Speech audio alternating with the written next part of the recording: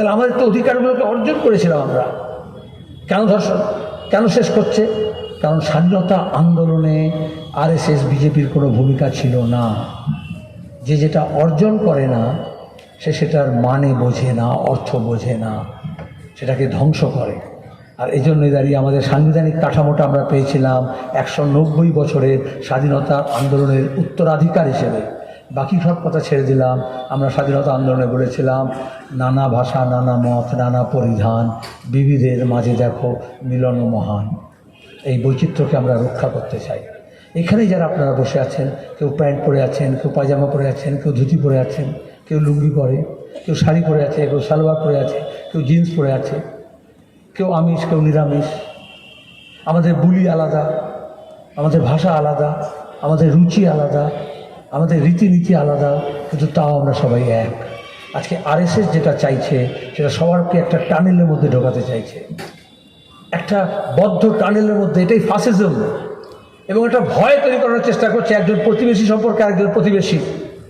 এক ধর্মের মানুষের বিরুদ্ধে আরেকটা ধর্মের মানুষকে লেলিয়ে দেওয়ার জন্য হিংসার চাষ করছে।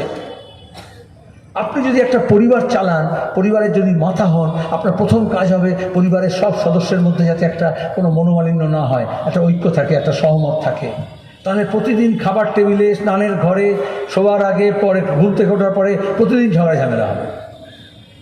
তার আজকে দেশের প্রধানমন্ত্রী, তার কি কাজ?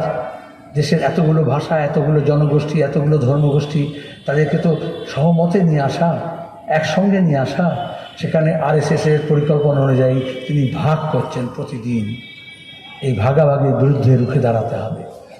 এটা একটা বড় প্রশ্ন। পার্লামেন্ট নির্বাচনে এগুলোই ঠিক করতে হয়। আমাদের যদি দশা পাল্টাতে হয় তাহলে দিশা পাল্টাতে হবে। দেশের দিশা ঠিক করে দিয়েছে সংবিধান, ওরা সেই সংবিধানকে মানে না। দেশের পার্লামেন্ট ঠিক করে দিশা, সেখানে নীতি নির্ধারণ করা হয়, সেখানে বলছে না এমন সব লোকজনকে নিয়ে এসো যারা শুধু হাত তুলবে, কোনো আলোচনা হবে না। এই জন্যই বলেছিল বিরোধী মুক্ত ভারত। এই জন্যই মমতা ব্যানার্জি বলেছেন বিরোধী মুক্ত এখানে পঞ্চায়েত থেকে বিধানসভা করতে হবে। আর এখানে তৃণমূল বিজেপিকে একটা সাজানো বিরোধী করেছে, আর দিল্লিতে বিজেপি তৃণমূলকে একটা সাজানো বিরোধী করেছে।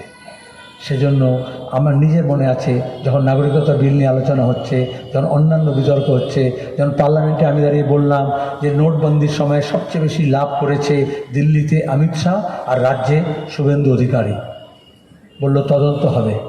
আর তারপরে সুমিত্রা মহাজন বললেন, তখনকার স্পিকার, যে সেদিন তুমি কেন সব বলছো, জানো না এরা